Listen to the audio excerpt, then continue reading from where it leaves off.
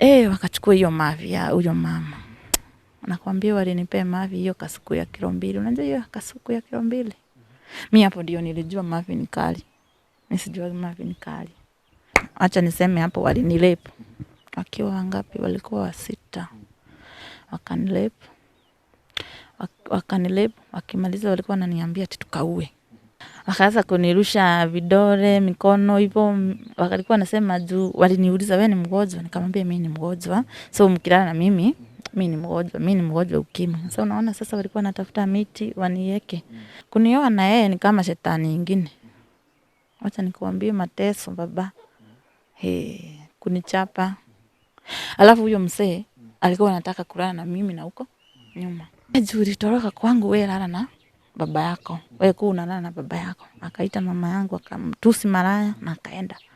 So naona sasa nikakaa venye nilikuwa nampenda, lakini hiyo kitu iliniuma sana. Wangekuwa naona nikipigwa ongea, walikuwa naongwa kofi. Hebu tuambie hizo. Hata ni venye siku kuja na huyo mtoto wangu mkubwa.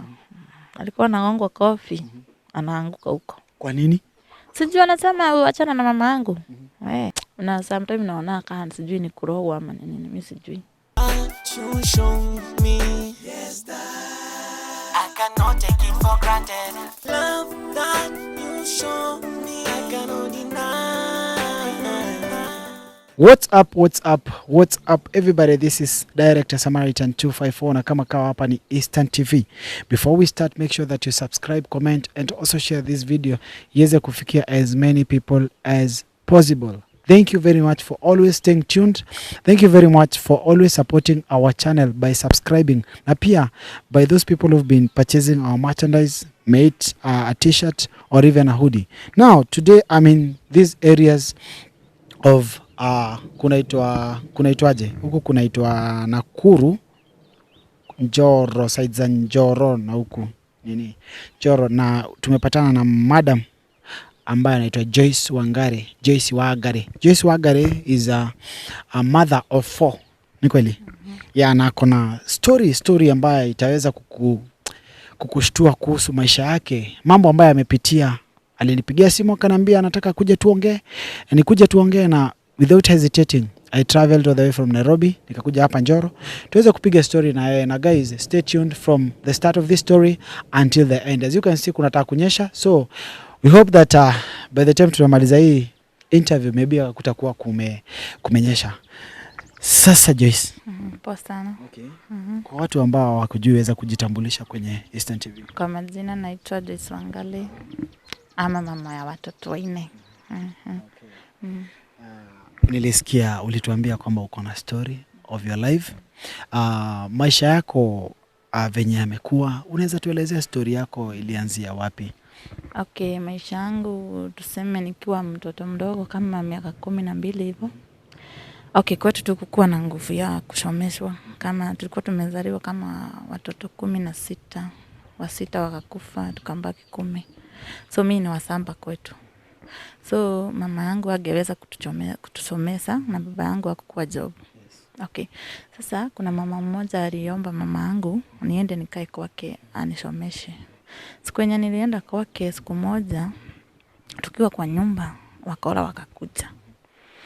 Wakora venye walikujaga wakaingia kwa nyumba. So mimi venye niliwaona nikaingia pahali kuna sumu. Ni unaona hii sumu yenye inatoaga moshi juu. Mimi nikajificha hapo. So venye walikuja wakaniona juu nilikuwa nimeshika kata hii ya glass hapo hivyo, wakanichukua wakaanza kuninyonga. Walikuwa wananirusha mikono kwa mdomo, wananiwala huku ndani, wananiuma. Wakanichukua kanipeleka kwa rooms. Pale wananipeleka kwa room, huyo madhi alikuwa amechinjwa, yani alikuwa na operation ya tumbo. So walikuwa wanakumia kwa nyumba, walikuwa wanakojoa huko, mimi ndio nilikuwa naosha. So siku hiyo saa yenye walikuja wakaniuliza kwanza, mimi nilijua mmoja. Lakini kwa bahati ya Mungu, hata wakinitesha kuniuma kunifanya nini sikusema najua mtu. Wakachukua hiyo mavi ya huyo mama. Nakwambia walinipea mavi hiyo kasuku ya kilo 2. Unajua hiyo kasuku ya kilo 2? Mimi hapo ndio nilijua mavi ni kali. Nisijua mavi ni kali. nikakunywa mafi. Kawa walikuwa wananishika mapua, so wanaachilia mdomo. Nikiweka hiyo mafi wanaachilia mapua. So ikafika mahali akanipeleka kwa bedroom sana. Ule jamaa wa job mwenye alikuwa huko akadungwa na kisu akaeka kwa gunia. Sasa mimi madhe sijui pahali alipeleka rumu yake na mimi yangu. Acha niseme hapo walinilepu. Wakiwa wangapi? Walikuwa 6. Wakanilepu. Wakimaliza walikuwa wananiambia ati tukaue. Acha tukaue. Mmoja akasimama akasema msiue. Akinijua mimi mwenyewe mkuja mniue mimi mwenyewe. Hapo nasema na Mungu juu singeweza. So wakanimalizia kunilepu, kuninyonga, wakaniacha kama sijisikii. Wakaniacha kwa kitanda. Wakaenda wakapika, hata hawakuwa na haraka, wakapika, wakakula, wakamalizia. So wakatoka. Sidhani asubuhi kukakua. So ndio mama yangu alikuja wakapata kulikuwa Friday usiku. Madhe anaenda church Saturday. Akakuta venye kulienda, nilikuwa nimekatwa mikono, nikapelekwa hosi. Nani alikuwa anakata mikono? Hao tu. Juu walikuwa naenda kunikata kichwa, nikashika hiyo kisu. So venye walichomoa hiyo kisu, ya unaona hii mkono sasa ilikuja, imekatwa, hata ilipona. Unaona kuna mark huko. So nikaenda hosi, katengenezwa, nikapimwa, kukaambiwa ni lazima tuende tukaandikisha hiyo kitu, tukaandikisha. Then tukaenda kotini. Daktari mwenye alinipima alilipa, acha niseme alilipwa. Akasema hakuna kitu kama hiyo iliendelea. So venye kulienda hivyo, kuna wenye waliachiliwa polisi. Walikuwa wanakuja kwetu kila siku kuni time. Siku moja date ya 25 wakanishika nikitoka kuendea makaa na sister yangu. Walikuwa na kamba. Wakanishika na wakaniweka hiyo kamba kwa kichwa date 24.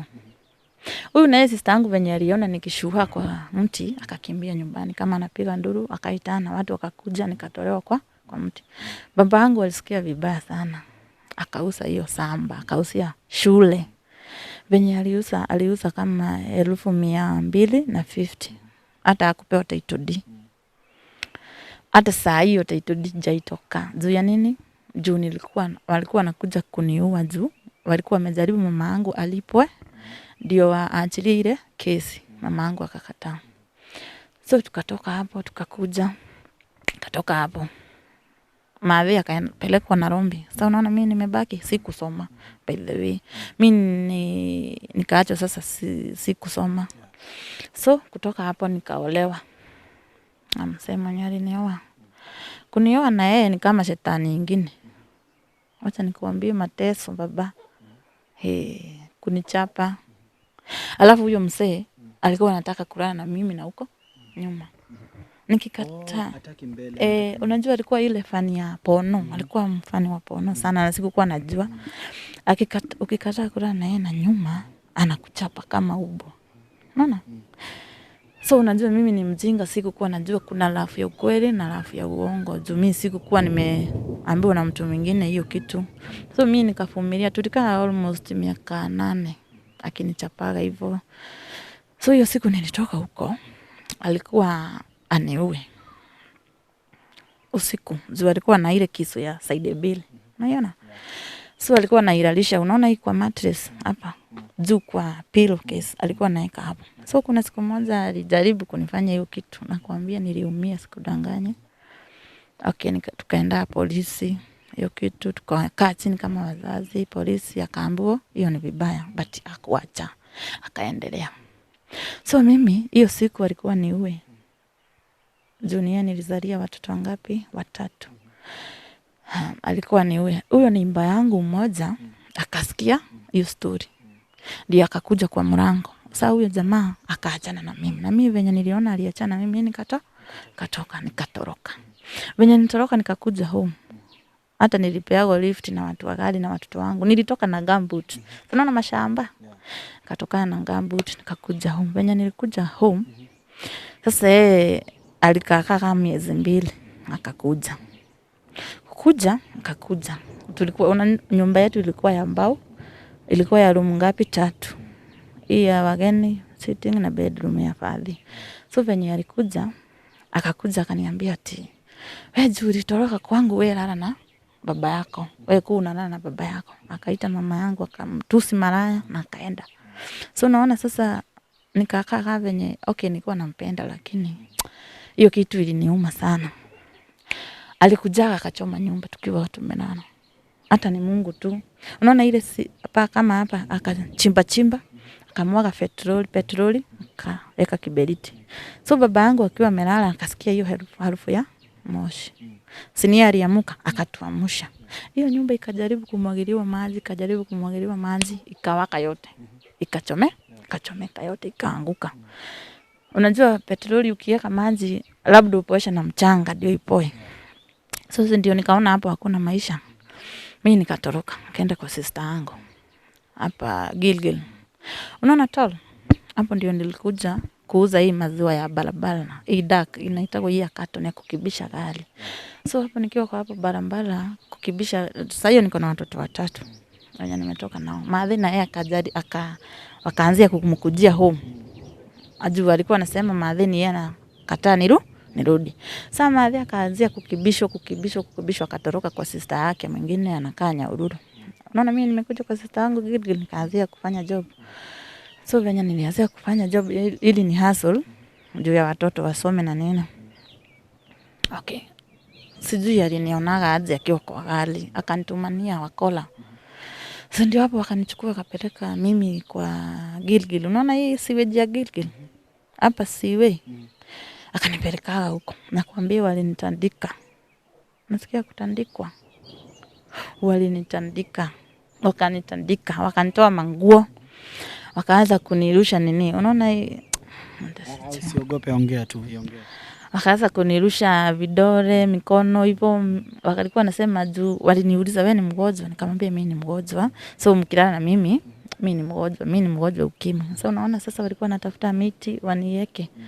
Wakanitoa nguo, wakanifunga mikono, wakanifunga miguu, wakanifunganisha. So nilikuwa nimelala na hapa ndio ilikuwa iko juu. So hata sijui. Hapo kulikuwa na siafu. So nikakumbuka siku moja baba yangu aliniambia ukiwa kwa siafu ufai juu isikuume. So mimi nilikuwa naumwa lakini nakaje hivyo. Nikakaa nilishikwa kitu saa 1:30. Wakanichapa wakapiga simu home wakasema wanataka pesa 50k. Wanapigia nani? Mama yangu sasa. Wakapiga simu kwa namba yoyote ilikuwa kwa simu walikuwa wanapiga wanataka pesa. So mama yangu hakuwa na uwezo wa pesa. Tunaona sasa na yeye ametoroka home. Juu hiyo story ameenda Nyahururu.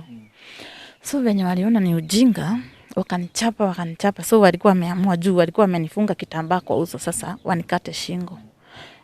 Venye walitoa hiyo kisu na mimi nimelalishwa hivi nimefungwa. Bahati ya Mungu kutoka sitaka wate hizi via. Unaitwa? Hizo swala sasa zikatoka kwa barabara zikaingia. Pale tulikuwa wakasikia kama ni watu wanakuja, wakapotea wakaniacha kama nimefungwa aje hivi. Sasa nikakaa kitu saa 7:30 ya usiku.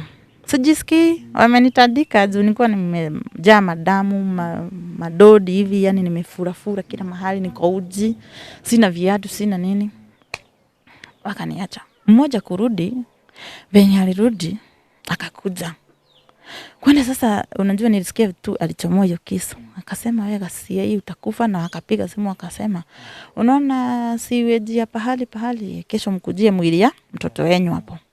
So mimi nilikuwa naomba Mungu juu nilikuwa nakumbuka niko na watoto kwa nyumba. Unaona sijui wajui mama hao alienda job. Ajui kama tarudi. So akaniacha. Venye alienda kunikata shingo. Swala moja ilikuwa imebaki ikateremka. Sasa venye akatoroka.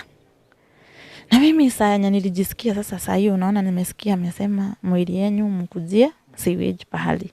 So mimi nilikuwa naenda unaona venye unaenda sasa umefungwa hivi. Sasa unaweka kichwa hivi. Unapiga inaitwa unateremka hivi. Nikaenda tu nikiliaga. Nikaanguka pahali kwa reli, kulikuwa na shimo ilikuwa imechimbwa, sijui ni mtaro ama nini, nikaanguka hapo ndani nikanyamaza. Sasa hiyo ni kitu kama saa 11 inaenda. So sijui mama alitoka wapi. Maukorino. Akakuja juu pahali nilijipata saa zenye nilitolewa hiyo kitu kwa kichwa. So sijui walikuwa wameniweka ya nini. Venye walinitoa hiyo kitu, shosho alinitoa hiyo kitu sasa huyo mukurino. Akaniuliza na nini ulikuwa unafanya huko, nikamwelezea story juu yenye nilikuwa na madamu nini hakuniguza. Kapiga simu sister yangu mwenye tulikuwa tunakaa naye akakuja. Polisi wakakuja. Wakunipeleka nyumbani. Wakanivalisha mashuka, kanifunga maleso, wakanipeleka hosi kwanza, wanipeleka hosi. Kaenda nikawekwa maji, nikadungwa mashindano, nikapewa madawa painkiller na nini. Sasa wakasema wacha aende aandikishe kwanza, kesho akuje. Sisi tukaenda hivyo sasa. Tukaenda tukaandikisha nini. Tukakaa. Sasa kukaa ndio alipigaga simu sasa. Akasema nyinyi Mungu wenyu ni mzuri. Mimi nilikuwa nataka huyo mwanamke akufe juu sitaitaka akae na mtu mwingine nikiwa uhai. Na akasema wewe mama ya Joyce wewe. Wewe malaya wewe, mama malaya wewe. Siku moja utakufa. Sasa kutoka hapo si nilikuwa na watoto. Kakaa na watoto wangu. Mimi sasa nikatoka huko tena nikaenda saidi ya Nyahururu. Kwa saidi ya Nyahururu mama yangu na yeye si yako huko. Sasa unaona sasa niko sasa kukaa huko. Kama unaenda kwa hoteli, unaomba hoteli, ulale leo, kesho ujui mahali utalala. So niko na watoto wangu 3. Kamoja ndio kalikuwa kadogo. Kamoja unajua sikuwa najua kupanga uzazi, obvious. Juu hata nikiwa kwake ndio nilianzia kuona hii vitu ya mama, unaona? Sikuwa najua hii maisha. So mtu mmoja akasikia huruma, kanipea nyumba. Kaniambia weka hapa nyumba ulimage na ukamue ng'ombe unanipelekea maziwa lakini hakuna kulipo. Nikakaa. Huyo mama ikakuja siku moja aende sijui alipata kazi ya mayai. Kuna itago aje inche. Okay, sikubuki. Akaenda kaniacha. So unaona sasa mang'ombe akauza nikashindwa sana nafanya nini Gishagi. Ameniambia nitoke nyumba yake. Nikatoka sana nikatokea town. Unaona sasa huku siwezi rudi juu amejua office mahali nakaa. So nikaenda nikakaa kwa tuseme kama unalala tu hapa. Ukiwa na manguo unamwaga tu manguo. Unalalisha watoto wewe unakaa chini. Si umejifunga show ya mtoto unakaa hapo. Kuna kwa asubuhi. Kama ni hoteli watu wanakusikilia nini huruma wanapea watoto madodo na chai na mandazi wanakula. So nikaona Mungu. Unaona siku nikafikiria aje nichukue dawa. Nipewe watoto tukufe. Unaona? Ndio mashida. Nikaona hapana. Unaona? Nikachukua watoto. Sasa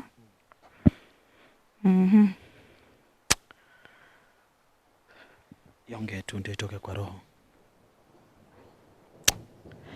Okay. Ndio. Sawa tu. Yonge tu itoke kwa roho kabisa. Okay. Kafikiria apiga umaraya. Nikasema aje juu hiyo ni kitu sijaifanya nitafanya aje. Maana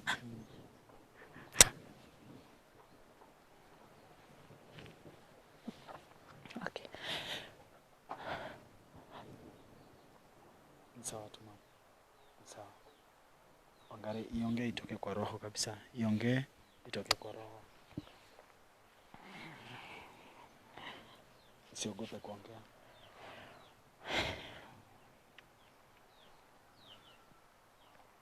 Okay. Kaka. Okay, tuseme hiyo kitu nilifanya. Ikakuja baadaye nikaona ni vibaya. Kaacha. Nyumba yenye nilikuwa nimekomboa ikafungwa. Vitu ikabebwa.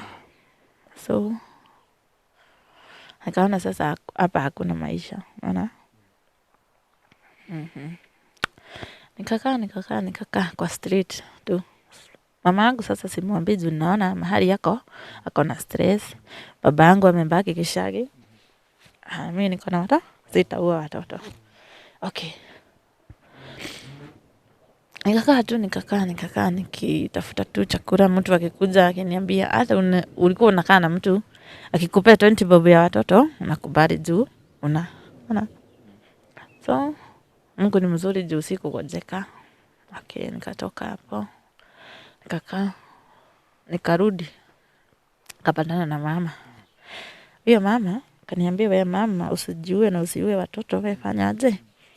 Kuja nikulipie nyumba mwezi moja, ujitafutie nini? Chakula. So hiyo kitu nilifanya kama miezi 6. Na si pesa unalipa, unajua hujui kulipisha hii kitu. So unaenda, mwingine anakupea 50, 20 bob hivyo. Unanunulia nini? Mtoto chakula. Unaona? That is kufanya mambo kwa street, umalaya.